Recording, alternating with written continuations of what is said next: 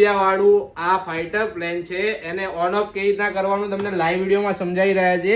અહીંયા નીચેની side on ઓફની switch આપેલી છે, તમે જોઈ શકો છો.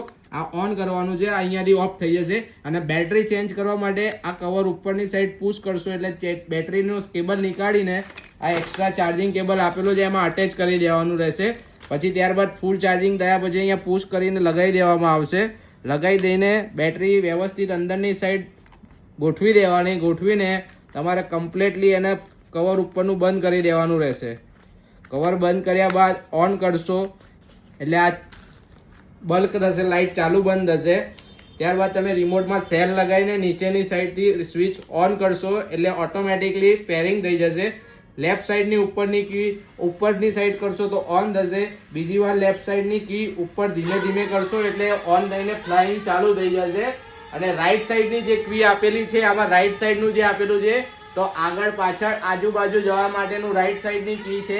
અને લેફ્ટ સાઈડ વાળું જે કી છે ઉપર નીચે વાળી છે અને ઓટોમેટિકલી રાઉન્ડ ફરશે એની જગ્યાએ. અને ઉપરની જે રાઈટ સાઈડ છે કી એ 360 વાળું છે અને નીચેનું જે ઓટો 360 વાળું છે.